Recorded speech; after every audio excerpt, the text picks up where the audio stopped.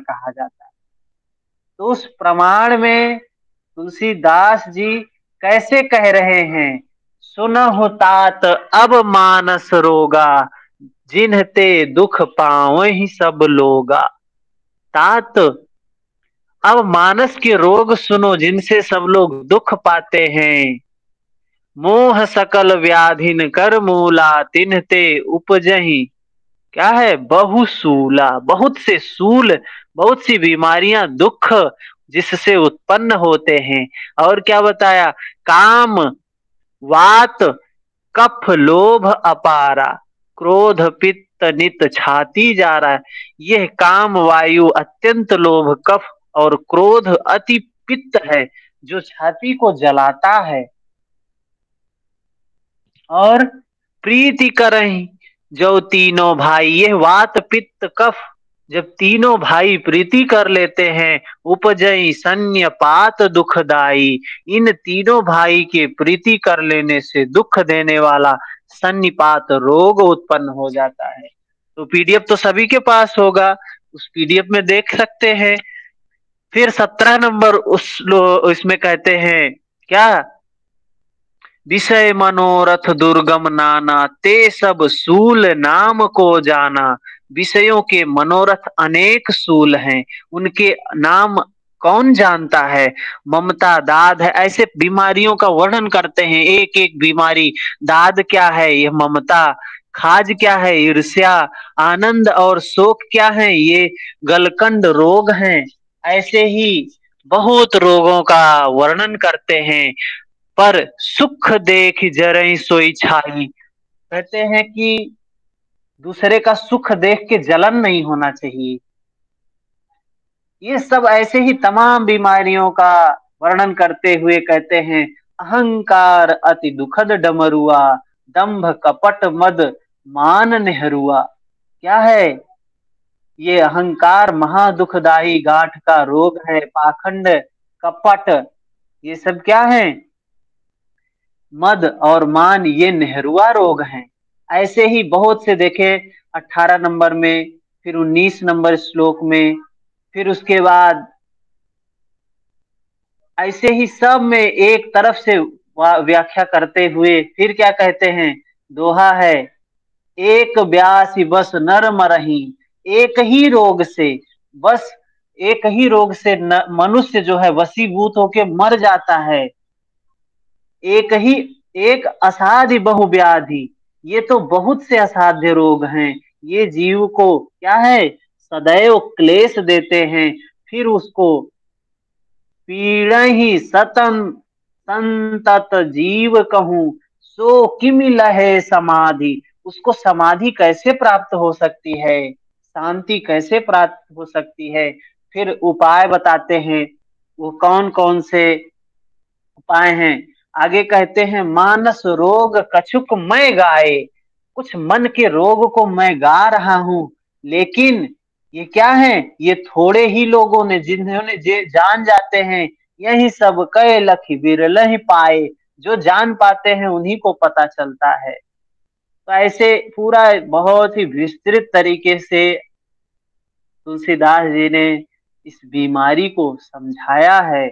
और इसका इलाज क्या है, राम कृपा ना सही सब रोगा। भगवान श्री राम की कृपा से सब नष्ट हो जाते हैं।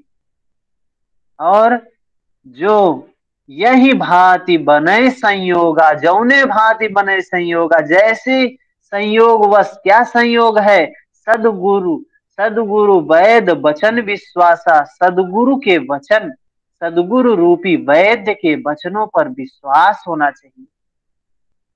विषयों की आशा न करें, यह संयम हो। तो यही सारी चीजें बताते हैं। पूरा आगे उसी के संदर्भ में वर्णन किया गया है, और बहुत ही विस्तृत रूप में। इसके बाद औषधि शब्द का शंका समाप्त हो जाता है कि यह औषधि क्या है। राम नाम की औषधि, यह उस ईश्वर की औषधि है, ईश्वर में विश्वास की औषधि है, श्रद्धा की औषधि है। कहते हैं, श्रद्धावान लभते ज्ञानम। अगर श्रद्धा नहीं है तो आप डॉक्टर के पास जाओ, विश्वास नहीं हो डॉक्टर के ऊपर तो डॉक्टर के से इलाज करवाओगे, उसकी दवा नहीं काम करेगी। पहली चीज तो डॉक्टर के ऊपर विश्वास होना चाहिए, श्रद्धा होनी चाहिए। हाँ, भौतिक दवाई क्या है? दवाई तो एक भौतिक चीज है, दवा तो एक भौतिक वस्तु है, केमिकल का रिएक्शन है, लेकिन वो भी नहीं काम करेगी अगर श्रद्धा नहीं है, विश्वास नहीं है। तो यहाँ पे श्रद्धा और विश्वास रूपी औषधि की बात कह रहे हैं महर्षि पतंजलि। हमको लगता है अभी बात स्पष्ट हो गई होगी। पहले सूत्र की, मंत्र की बात कहते हैं तो पीछे भी बताया है। और अगर किसी तत्व की बात करते महर्षि पतंजलि, तो पिछले 3 पाद में कहीं तत्व की बात ही नहीं किए हैं। वो तो हमेशा चित्त की बात कह रहे हैं, चेतना की बात कह रहे हैं, वृत्ति की बात कह रहे हैं, संस्कार की बात कह रहे हैं। भौतिक चीज की तो उन्होंने कोई बात ही नहीं की है। यहाँ तक आसन भी अगर कहा है तो उसको भी भौतिक रूप में जो कर रहे हैं उसको भी उन्होंने नहीं करने के लिए कहा। उन्होंने कहा स्थिर सुखम आसनम प्रयत्न शैथिल्य अनंत समापत्तिभ्याम। कहीं नहीं कहा है कि शीर्षासन करो, भुजंग आसन करो, चक्रासन करो कि उष्ट्रासन करो, कहीं नहीं कहा है उन्होंने। तो भौतिक बात तो कुछ करते ही नहीं महर्षि पतंजलि, तो ये कैवल्य पाद में आके कैसे बात कर देंगे? कोई सवाल ही नहीं उठता है कि कैवल्य पाद में आके वो किसी भौतिक वस्तु की बात कर दे, जो प्रकृति से उत्पन्न हुआ कोई वस्तु है उसकी बात कर दे, कोई सवाल ही नहीं पैदा होता। अब आगे चलते हैं हम। स्पष्ट है सभी को? तो यस लिख कर भेजें। आगे वाले सूत्र पर हम थोड़ी सी चर्चा करेंगे, दूसरे सूत्र।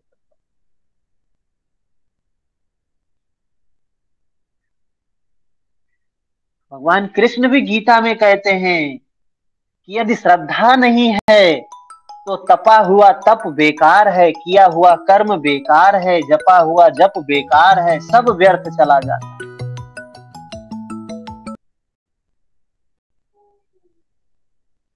तो ये श्रद्धा रूपी औषधि की बात कह रहे हैं महर्षि पतंजलि। दूसरे प्रश्न पर, सूत्र पर आते हैं। तो फिर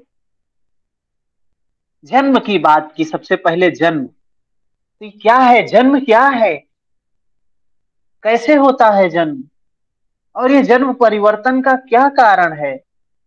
इस पर यह अगला सूत्र जवाब देता है। जात्यांतर परिणाम प्रकृत्या पुरात, जात्यांतर परिणाम प्रकृत्या पुरात। क्या कह रहे हैं? एक जन्म से दूसरे जन्म में बदल जाना, एक जन्म से दूसरे जन्म में बदल जाना, जाति अंतर परिणाम, जाति अंतर परिणाम। यह प्रकृति के पूर्ण होने से होता है। क्या है? प्रकृति ने चित्त को बांध रखा है, प्रकृति के गुणों ने, प्रकृति ने क्या है, चित्त बंधा हुआ है उससे। जिन विकारों से बांध रखा है प्रकृति ने इनको, वे शांत हो जाएं, आगे वाली जो अवस्था है वो समझ में आ जाए, पकड़ में आ जाती है। तो चित्त का यही परिवर्तन ही जाति परिवर्तन, जन्म परिवर्तन। इस उत्कर्ष के साथ में यदि शरीर छूट भी जाता है, इस जाति परिवर्तन में अगर शरीर छूट भी जाता है, साधक वृद्ध हो गया, शरीर को छोड़ दिया, तो उसी स्तर से जन्म होगा। अगला जो जन्म होता है वहीं से साधना शुरू करता है, जिसको भव प्रत्यय योगी कहा। उस अवस्था पर वो योगी पहुंच गया कि अब उसका शरीर छूटेगा तो फिर जो शरीर मिलेगा वहीं से साधना शुरू हो जाती है। इसी को कहा जन्म। जन्म होगा पूर्व प्रकृति के शांत होने पर, और अग्रेतर आगे की उन्नत प्रकृति की जागृति, यही जन्म अवस्था है। एक चीज छोड़ना, दूसरा प्राप्त करना। एक कदम हम आगे बढ़ते हैं, एक कदम उठाते हैं, दूसरा आगे रखते हैं, तो पीछे वाला से पर क्या हुआ, आगे बढ़े, परिवर्तन हुआ, अग्रेतर उन्नति हुई। यह प्रकृति की जन्म परिवर्तन है। चित्त की एक अवस्था का दूसरी अवस्था का परिवर्तन, एक अवस्था से दूसरी अवस्था में परिवर्तन ही क्या है, यह जाति परिवर्तन है। जैसे चित्त हमारा क्षिप्त है, क्षिप्त से जब मूढ़ अवस्था में जाएगा तो परिवर्तन होगा, जन्म परिवर्तन होगा, जाति परिवर्तन होगा। मूढ़ से एकाग्र होगा, विक्षिप्त होगा तो जाति परिवर्तन होगा। मूढ़ से विक्षिप्त अवस्था में गया, एक मूढ़ता को छोड़ा और एक विक्षिप्तता को प्राप्त किया। विक्षिप्त अवस्था से एकाग्र अवस्था को जाता है चित्त, तो क्या होता है, विक्षिप्तता को छोड़ता है, एकाग्रता को प्राप्त करता है। तो ये क्या है, जाति परिवर्तन है। ये परिवर्तन हो रहा है, एकाग्र से निरुद्ध अवस्था को प्राप्त करता है। तो क्या है ये, जाति परिवर्तन, जन्म परिवर्तन। आरंभ में चित्त की वृत्तियां क्या होती हैं, धरातल पर मलिन होती। क्षिप्त अवस्था में जब योगी होता है या व्यक्ति मनुष्य होता है, मूढ़ अवस्था में जब व्यक्ति मनुष्य साधक होता है तो क्या होता है, तो साधना के आरंभ में साधक अल्पज्ञ होता है, कोई ज्ञान नहीं होता है, कोई बोध नहीं होता है। ऐसी अवस्था वाले साधक तत्वदर्शी महापुरुष की सेवा करते हैं, सानिध्य में रहते हैं, समर्पण करते हैं उनके प्रति, साधना का श्रवण करते हैं। इन सब के प्रभाव से उनके अंदर में ध्यान जागृत हो जाता है, हृदय से चिंतन की विधि जागृत हो जाती है। वही अल्पज्ञता, वही मूढ़ता, वही क्षिप्तता, विक्षिप्तता क्या होती है, सूत्र श्रेणी वाला साधक, जो निम्न, जिसको कहा गया कि जन्म, जब सबका जन्म होता है तो सब शूद्र होते हैं। जो वर्ण व्यवस्था बताई गई है वो वर्ण व्यवस्था ये नहीं है कि ब्राह्मण के कुल में जन्म ले लिया तो ब्राह्मण ही जन्म लेगा, क्षत्रिय के कुल में जन्म ले लिया तो क्षत्रिय ही जन्म लेगा। जन्म जब होता है तो हर व्यक्ति शूद्र होता है, हर व्यक्ति, क्योंकि बोध नहीं होता है, ज्ञान नहीं होता है, तो हर व्यक्ति शूद्र होता है, अल्पज्ञ होता है।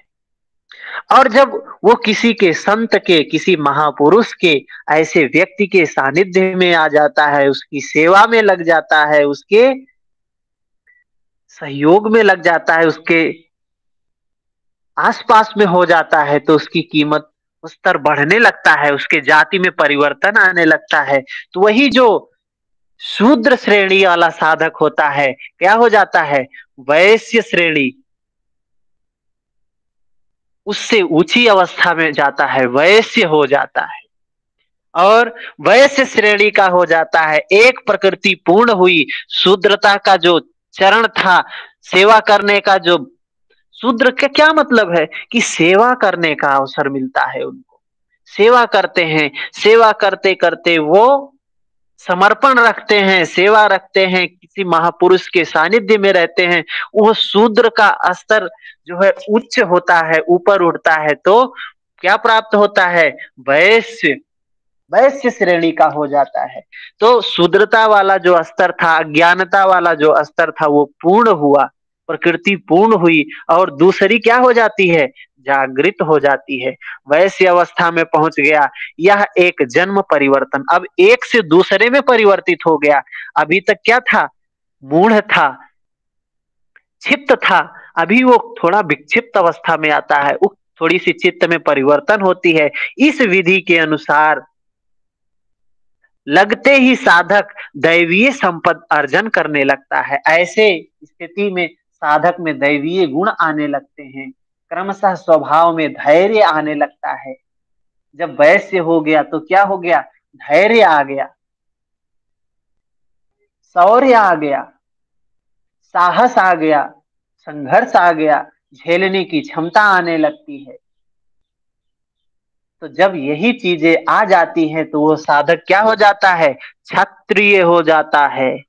जब उसके अंदर में स्वभाव में धैर्य, शौर्य, साहस, संघर्ष झेलने की क्षमता आ जाती है, तो वही साधक जो शूद्र से वैश्य बना वही क्षत्रिय हो जाता है।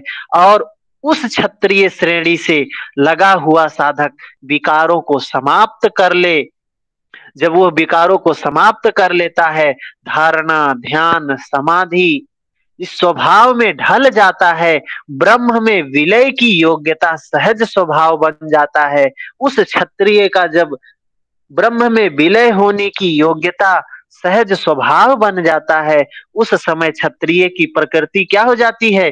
पूर्ण हो जाती है। एक उन्नत प्रकृति की जागृति हो गई। अब वही वही साधक ब्राह्मण है। कैसे परिवर्तन होता है? जाति कैसे परिवर्तित होती है? ये जाति है, ये जाति नहीं है कि ये क्षत्रिय हैं तो ब्राह्मण हो गए कि शूद्र हो गए कि क्या हो गए। ये परिवर्तन है चित्त का, ये परिवर्तन। वही साधक ब्राह्मण हो जाता है। चित्त का एक प्रकार की जीवनचर्या से दूसरे प्रकार में परिवर्तित हो जाना, पूर्व प्रकृति का शांत होना और उससे उन्नत प्रकृति का जागृत, यही क्या है? जात्यांतर परिणाम, यही जाति परिवर्तन है। उस साधक का दूसरा जन्म हो जाता है। जो अभी क्षत्रिय था अब नया जन्म हो गया, ब्राह्मण हो गया। अंत में आत्मा विदित हो जाती है। जब ब्राह्मण हो जाता है तो आत्मा विदित होती है और आत्म स्थिति आ जाती है। उस समय सभी श्रेणियां समाप्त हो जाती हैं। सभी शूद्र भी गया, वैश्य भी गया, क्षत्रिय भी गया, ब्राह्मण भी समाप्त हो जाता है। प्रकृति समाप्त हो जाती है। उसके लिए क्या है? ना निकृष्ट प्रकृति है, ना प्रकृष्ट प्रकृति है, ना नीच है, ना उच्च है, ना नीच है, ना उच्च है। उपलब्धियों से पूर्ण। कदाचित शरीर छूट जाता है तो पुनः शरीर रूपी वस्त्र मिलेगा, उसी स्तर की साधना रहेगी। यही जन्म परिवर्तन का रहस्य है। भगवान श्री कृष्ण भी इस बात को ही कहते हैं। इसी बात को भगवान श्री कृष्ण भी कहते हैं। अगर आपके पास गीता है तो दूसरे अध्याय का 45वां श्लोक खोल ले। दूसरे अध्याय का 45 नंबर श्लोक क्या कह रहे हैं?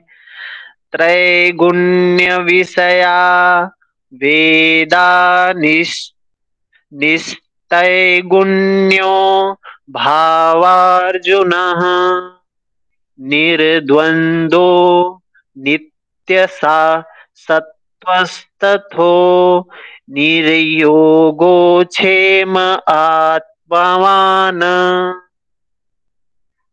क्या कह रहे हैं भगवान कृष्ण? कह रहे हैं अर्जुन, हे अर्जुन, वेद तीनों गुणों तक ही प्रकाश करते हैं। वेद जो हैं ये तीनों गुणों तक ही प्रकाश करते हैं। तू तीनों गुणों से ऊपर उठ। कैसे उठे भगवान बताते हैं उसको कि कैसे उठे ऊपर। नित्य सत्य परमात्मा के प्रति श्रद्धा स्थिर कर, योग क्षेम की चिंता ना कर, आत्म परायण हो। ऐसा कर कि तू गुणों से ऊपर उठ जा। वेदों की अधिकृत भूमि, तीनों गुणों से आगे बढ़ जा।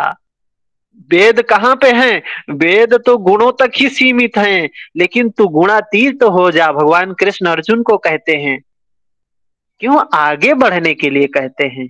आगे बढ़ के उसको मिलेगा क्या? वेदों से भी आगे बढ़ के उसको क्या मिल जाएगा? और किसने क्या पा लिया है? इस पर भगवान इसके आगे वाले श्लोक पे कहते हैं। क्या है आगे का? दूसरे अध्याय का 46 नंबर श्लोक।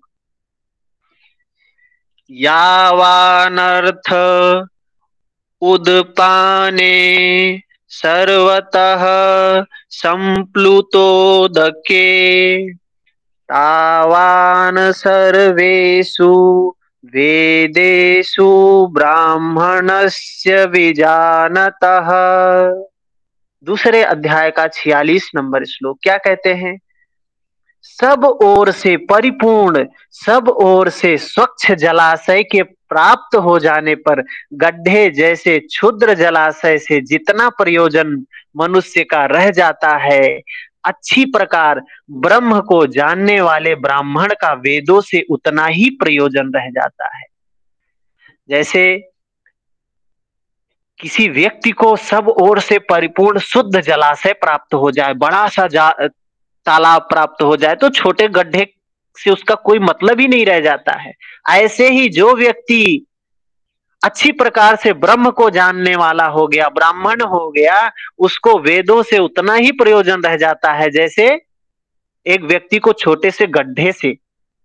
उदाहरण अगर लें तो अपने देश में नहीं, पूरी दुनिया में कहीं कहीं, ज्यादातर राजस्थान में है कि वर्षा के समय में पानी को स्टोर कर लिया जाता है, क्योंकि पानी की समस्या है, तो कहीं न किसी माध्यम से उसको स्टोर कर लिया जाता है और उससे साल भर अपने आवश्यकता की पूर्ति की जाती है।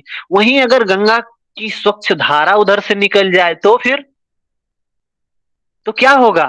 तो कोई उन टंकियों को, उन कुंडों पर कोई भी प्रभाव नहीं, बहुत वो नहीं रह जाएगा, निर्भर नहीं रह जाएगा। क्यों? क्योंकि उसको तो स्वच्छ धारा गंगा की मिल गई। वही चीज कहते हैं। लेकिन वो जलाशय नष्ट नहीं हो जाएंगे, जलाशय रहते हैं। ये वेद वैसे ही हैं कि वेद से तू आगे बढ़ जा। भगवान कृष्ण अर्जुन से कहते हैं तू वेद से भी आगे बढ़ जा। और वेद पीछे वालों के मार्गदर्शन के लिए होते हैं। जो लोग पीछे आएंगे उनके मार्गदर्शन के लिए तो हैं, लेकिन तू इससे आगे बढ़ जा। जो वेदों से ऊपर उठता है, ब्रह्म को जानता है, जो ब्रह्म को जानता है वह ब्राह्मण होता है। अर्जुन, तू वेदों की परिधि से ऊपर उठ, ब्रह्म को जान, ब्राह्मण बन, यही है जात्यांतर परिणाम। अर्जुन था तो क्षत्रिय, अर्जुन तो क्षत्रिय था, उसे ब्राह्मण बनने का निर्देश हुआ भगवान से कि तू ब्राह्मण बन, अपने जाति में परिवर्तन कर, क्रमोन्नति श्रेणी है। इस प्रकार की प्रकृति ज्यों-ज्यों क्या है, दबती है, दूसरी प्रकृति का उदय होने लगता है। चित्त पर तामसी प्रकृति का दबाव हटना और दूसरी सात्विक प्रकृति का उत्कर्ष होना, यह जन्म परिवर्तन है। स्पष्ट हुआ? जात्यांतर परिणाम। क्या बात कह रहे हैं? यस लिखकर भेजें। अब एक प्रश्न आता है इसमें, क्या उपर्युक्त पांचों साधन जो पीछे पहले सूत्र में 5 साधन बताए गए हैं, जन्म, औषधि, मंत्र, तप, समाधि, ये 5 साधन जो बताए गए हैं, ये उपर्युक्त पांचों साधन प्रकृति को हटा या घटा या बढ़ा देते हैं? ये प्रकृति को क्या करते हैं? प्रकृति के गुणों को साथ क्या करते हैं ये पांचों साधन? तो इस पर महर्षि पतंजलि कहते हैं नहीं। क्या है? अगला सूत्र वही बताता है, उसी के बारे में बताता है। क्या है? निमित्तम प्रयोजकम प्रकृतीनाम वर्ण भेदस्तु ततः क्षेत्रिकवत्। क्या कह रहे हैं? निमित्त, निमित्त में औषधि मंत्र, ये निमित्त मात्र है। निमित्त में औषधि, मंत्र, तप, समाधि इत्यादि प्रकृतियों के क्या है? नियामक या संचालक नहीं है। ये संचालन करते वाले नहीं है, नियंत्रण करने वाले नहीं है। ये सिर्फ निमित्त मात्र है, निमित्त है। ऐसे ही हैं जैसे एक किसान जब खेत की सिंचाई करता है तो क्या करता है? जब उसके खेत में पानी आ रहा होता है नाली के माध्यम से, तो नाली में वो पानी को खेत में ले जाने के लिए क्या करता है? वो पानी को खेत में ले जाने के लिए सिर्फ नाली के जो अवरोध हैं, नाली में जो कचरा है, उसी को साफ कर देता है। पानी तो स्वतः ही वहां तक पहुंचता है, बस उसके मार्ग में जो अवरोध है, रुकावट है, उसी को क्या कर देता है? वो हटा देता है, उस अवरोध को दूर कर देता है। पानी तो स्वतः ही वहां खेत में जाता है, उसको उठा के ले जाना नहीं होता है। इसी प्रकार जितनी मात्रा में साधक का संयम सधता है, उतनी प्रकृति क्या होती है, हटती जाती है, हटती जाती है। जैसे जैसे साधक को उच्च अवस्था प्राप्त होती जाती है, प्रकृति वैसे वैसे उससे दूर होती चली जाती है। जैसे एक उदाहरण और लें कि अभी अंधेरा का समय है, कहीं जाना है, दूर यात्रा करने जाना है, तो अंधेरा है, तो हम क्या करते हैं, गाड़ी चालू करते, पूरे रास्ते भर तो दिखाई नहीं देता है। जैसे जैसे आगे बढ़ते जाते हैं, वैसे वैसे हमारे लाइट, गाड़ी की लाइट या जो भी प्रकाश की व्यवस्था है, उतनी दूरी तक हमको प्रकाश दिखता जाता है, हम धीरे धीरे आगे बढ़ते चले जाते हैं। तो ऐसे ही साधक जैसे जैसे संयम में सधता जाता है, वैसे वैसे प्रकृति अंधकार उससे दूर होता चला जाता है। प्रकृति का आवरण झीना होने लगता है, हल्का होने लगता है, और ज्योतिर्मय परमात्मा का सहज प्रकाश प्राप्त होने लगता है। उस नित्य सत्य शाश्वत ध्रुव इसका जो प्रकाश है वह प्राप्त होने लगता है। और साधक प्रकृति में परिवर्तन नहीं करता, बल्कि विजातीय अवरोधों को हटा देता है। जैसे किसान फसल में बाधक विजातीय वनस्पतियों का निर्मूल, उनको उखाड़ के फेंक देता है, हटा देता है। किसान क्या करता है, कृषि निरावहि चतुर किसाना, जिन बुध जतहि मोह मद जाना, जिन बुध तजहि मोह मद जाना। क्या है कि जो चतुर किसान होता है, वो अपने फसल से जो अनावश्यक खरपतवार होते हैं, उनको निकाल निकाल के बाहर करता है, खेत को साफ करता है। वैसे ही ये साधक क्या करता है, सिर्फ और सिर्फ उस प्रकृति के मार्ग में जो बाधाएं हैं, उस बाधाओं को सिर्फ साफ करता है, हटाता है। और ये तो स्वयं होने वाली चीजें। चौथा सूत्र क्या बात करता है, निर्माण चित्तान्य स्मिता मात्रात, निर्माण चित्तान्य स्मिता मात्रात।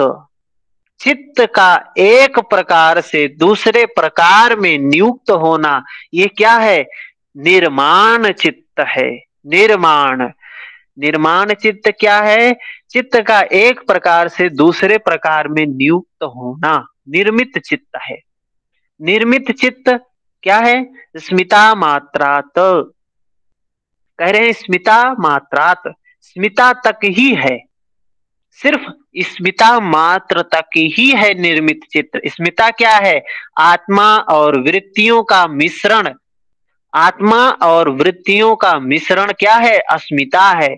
जब तक अस्मिता है, चित्त एक अवस्था से दूसरे अवस्था में परिवर्तित या निर्मित होता ही रहेगा। महर्षि पतंजलि ने क्लेश में अस्मिता को बताया है। अस्मिता क्या बोला है महर्षि पतंजलि ने, कलेश दृग दर्शन शक्त्यो रे वाह कात्मते वाह अस्मिता, दृग दर्शन शक्त्यो रे कात्मते वाह अस्मिता। दृग और दर्शन, दृग शक्ति कौन है, आत्मा, और दर्शन, दर्शन शक्ति है आत्मा, और दृग कौन है, ये प्रकृति। तो ये प्रकृति की जो चित्त है, प्रकृति का ही अंश है चित्त, और चित्त की ही वृत्तियां होती हैं। तो ये आत्मा और वृत्तियों का मिश्रण ही अस्मिता है।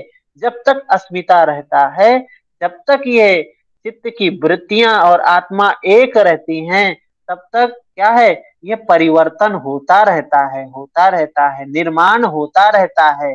वही कह रहे हैं, निर्माण चित्तान्य स्मिता मात्रा। जब तक स्मिता रहेगी, तब तक चित्त का निर्माण होता रहेगा।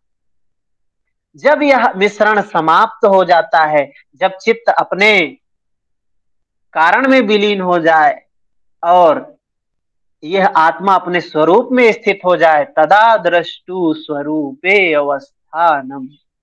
जब यह आत्मा अपने स्वरूप में स्थित हो जाए, तो चित्त क्या होता है, निर्माण नहीं होता है, चित्त ही समाप्त हो जाता है।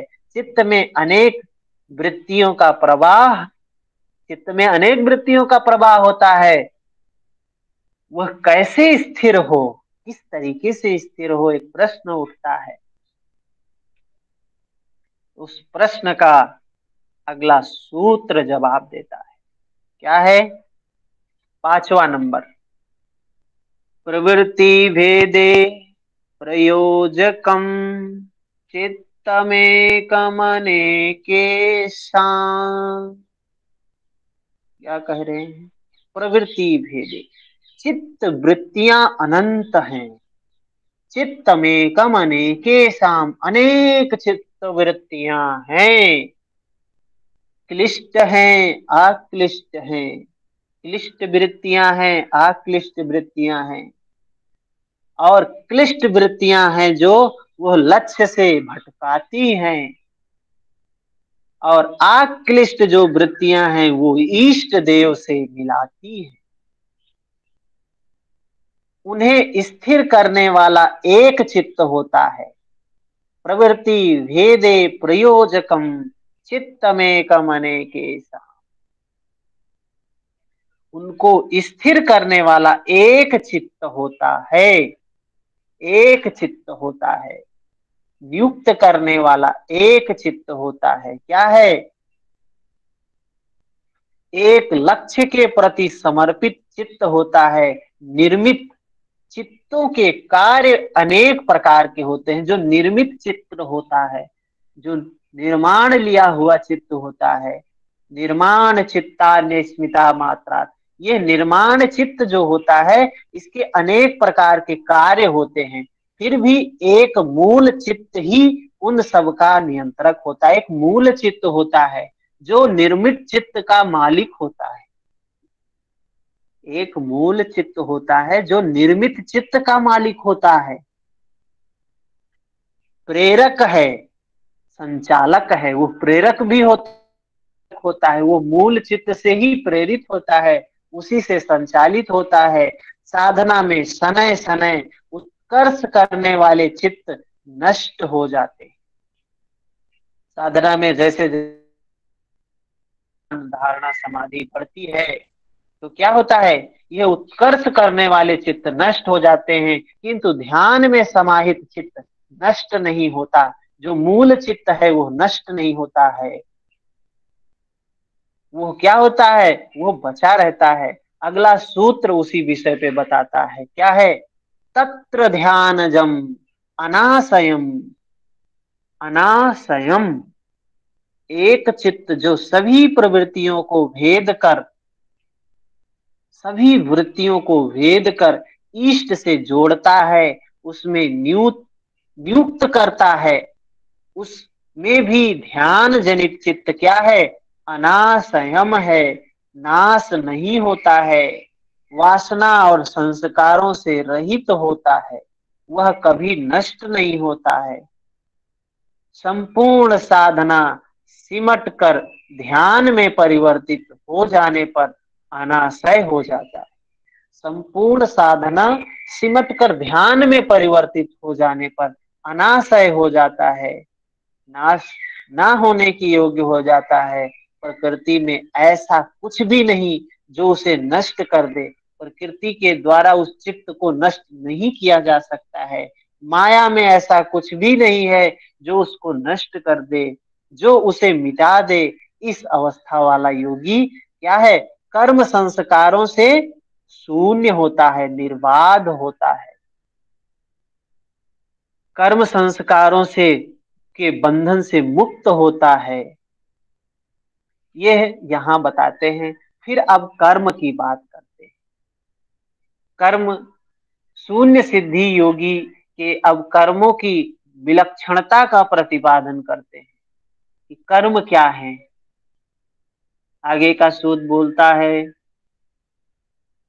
कर्म शुक्ला कृष्णम योगिना त्रिविध वितरेषाम्। क्या है?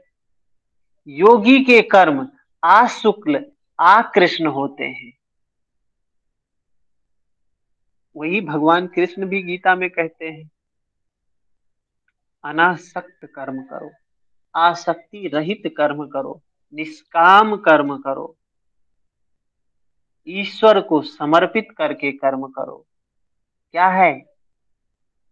उस कर्म की बात करते हैं, और वो योगी का कर्म होता है, उसको कर्म बंधन में बांधने वाला नहीं होता है। तभी भगवान कृष्ण अर्जुन को कहते हैं, तुम निमित्त मात्र होके कर्म करो और उस कर्म से तुमको मुक्ति मिलेगी। कितना उपदेश दिया, तब जाके उसने युद्ध शुरू किया। तो यहां तक पीछे वाले सूत्र स्पष्ट हुए क्या? किसी को पीछे के किसी सूत्र में है तो इसको कल से करेंगे। 7 से आगे कल सूत्र।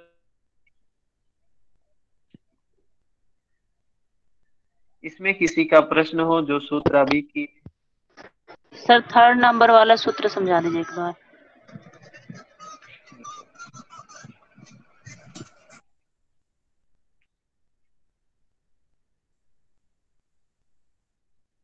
थर्ड नंबर सूत्र क्या है? निमित्तम प्रयोजकम प्रकृति नाम वर्ण भेद अस्तु ततः क्षेत्रिक। इन वर्ड्स के मीनिंग भी बता देना, 3rd वाले के ही, निमित्तम प्रयोजकम का। ठीक है, ठीक है। निमित्तम, निमित्तम का मतलब होता है निमित्त। प्रकृति नाम, प्रकृति नाम का मतलब है प्रकृतियों को अप्रयोजकम, चलाने वाला नहीं है। निमित्तम प्रयोजकम प्रकृति नाम क्या है? ये जो निमित्त है, ये प्रकृतियों को, जो ये पीछे जो बताया, जन्म औषधि मंत्र समाधि, जन्म को छोड़ के औषधि मंत्र तप समाधि, ये जो चीजें हैं, ये प्रकृति को चलाने वाली नहीं है। अप्रयोजकम, चलाने वाला नहीं है प्रकृतियों को, प्रकृति नाम, ततः उससे क्या होता है? क्षेत्रिकवत, किसान, क्षेत्रिकवत का मतलब क्या है? किसान की भांति। जैसे किसान क्या करता है? वर्ण भेद, रुकावट का छेदन कर देता है। वर्ण भेद, रुकावट का क्या करता है? सिर्फ हटा देता है। रुकावट को, बाधाओं को सिर्फ हटा देता है। काम तो प्रकृति खुद करती है, लेकिन प्रकृति को नियंत्रित नहीं करता है वो।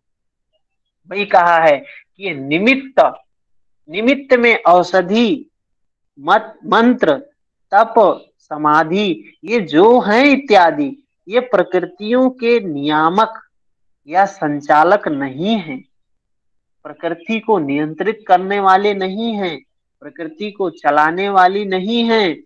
ये निमित्त ऐसे ही हैं जैसे क्षेत्रपाल, जिसको किसान कहते हैं। किसान आवरण का क्या करता है? भेदन कर देता है। जो भी बाधा होती है, उस बाधा को समाप्त कर देता है, बाधा को हटा देता है। किसान जब खेत में पानी आ रहा है तो क्या करता है? उस मार्ग में जो खरपतवार है उनको साफ कर देता है, मार्ग में जो मिट्टी है उनको साफ कर देता है। या कोई फसल उगा रहा है, उसमें फसल में जो अनावश्यक पौधे हैं, अनावश्यक ये पतवार हैं, उनको उखाड़ के फेंक देता है। वो सिर्फ यही काम करता है। और उनको बढ़ाने का काम, बीज खेत में बो दिया तो क्या वो अंकुरित होने के लिए वो कुछ करता है? कुछ नहीं करता है। उस बीज को बड़ा करने में, पेड़ बनने के लिए कुछ करता है? कुछ नहीं करता है। और वो कुछ नहीं करता, सारा काम प्रकृति करती है, बस वो सिर्फ एक माध्यम बन जाता है, बस। ठीक है। तो वही कहा कि जैसे किसान खेत की सिंचाई करता है, नाली में कहीं रुकावट है, वह उस अवरोध को दूर कर देता है। पानी को स्वतः क्या है? स्वतः ही पानी चला जाता है। पानी को ले जाने के लिए उसको कुछ नहीं करना पड़ता है। इसी प्रकार जितनी मात्रा में साधक संयम सधता जाता है, साधक का संयम सधता जाता है, जैसे जैसे साधना उन्नत होती जाती है, उतनी प्रकृति क्या होती है? प्रकृति हटती चली जाती है, प्रकृति पीछे होती चली जाती है। प्रकृति का आवरण क्या है? झीना होने लगता है। ज्योतिर्मय परमात्मा का प्रकाश सहज रूप में प्राप्त होने लगता है। यही चीज है इसमें। और प्रकृति में परिवर्तन नहीं करता है, साधक कोई परिवर्तन नहीं करता है। सिर्फ साधक क्या करता है, उसमें साधना के बल पर उसमें जो अवरोध है, अवरोध क्या है, ये हमारे चित्त में जो विकार हैं उन्हीं को सिर्फ वो हटाता है, और बाकी काम तो प्रकृति खुद करती है। ठीक है, प्रकृति का तो उद्देश्य ही है भोगापवर्गार्थम दृश्यम, अपवर्ग करवाने के लिए ही वो प्रवृत्त होती है। बस ये अवरोध के कारण ही हम उसमें लिप्त हो जाते हैं, यही बात कहा गया है इसमें। और किसी को कोई सूत्र?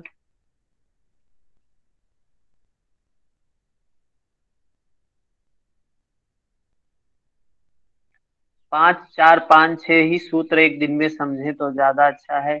ज्यादा हो जाने पे भाग जाएंगे जल्दी जल्दी, क्या मिलेगा। तो चीजें दूसरे दिन भी थोड़ा सा रिवाइज हो जाता है जब हम इतना ही करते हैं। अभी किसी को कंफ्यूजन है किसी भी सूत्र में?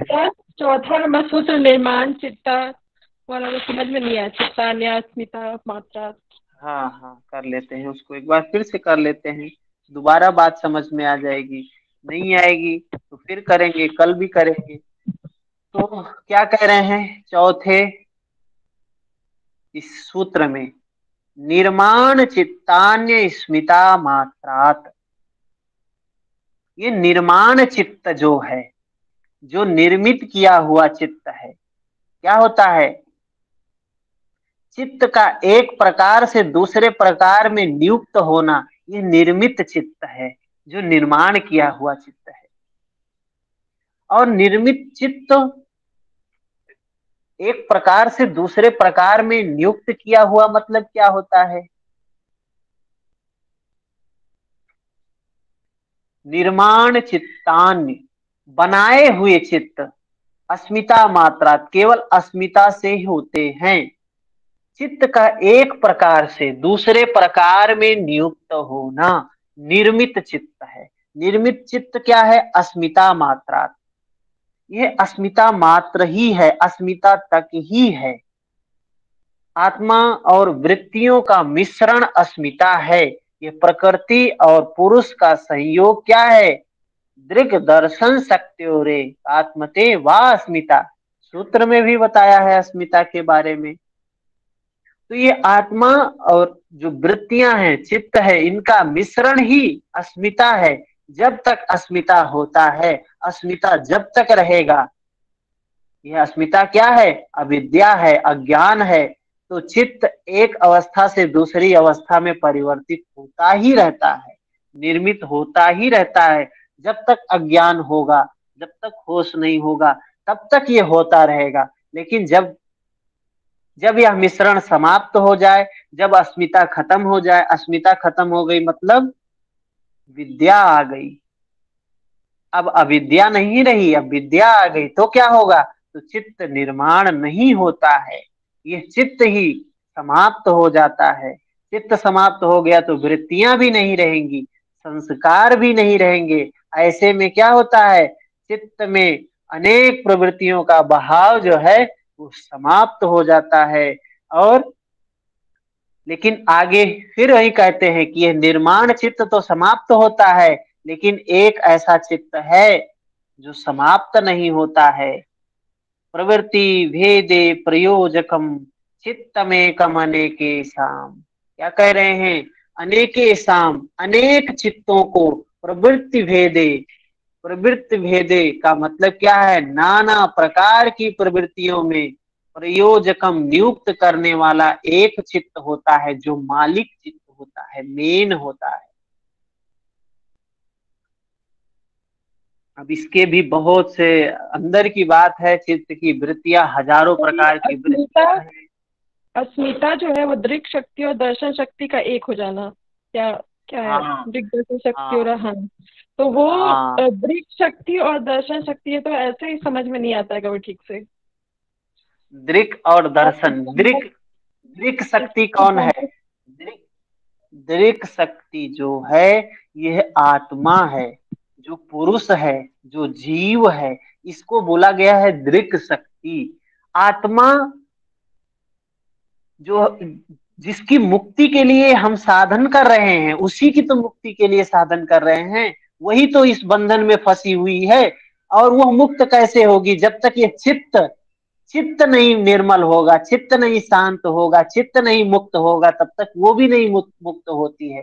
तो ये है चित्त और वो आत्मा, दोनों जब तक एक बने रहते हैं तब तक क्या होता है? निर्माण चलता रहता है, चलता रहता है। कुछ समझ में आया? सही। निर्माण चित्त मतलब क्या? जैसे चित्त का निर्मल हो जाना क्या कहता है? बचपन में जन्म लेते ही जो चित्त था वो निर्मल चित्त था, यही हुआ ना? नहीं नहीं नहीं, निर्मल चित्त नहीं होता है, निर्मल चित्त नहीं होता है।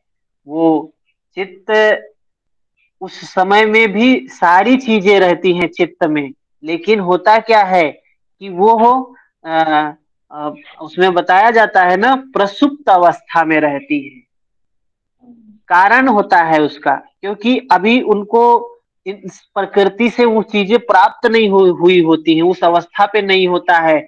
उस छोटे से बच्चे में भी, उसके चित्त में भी वो चीजें तो रहती हैं। क्या?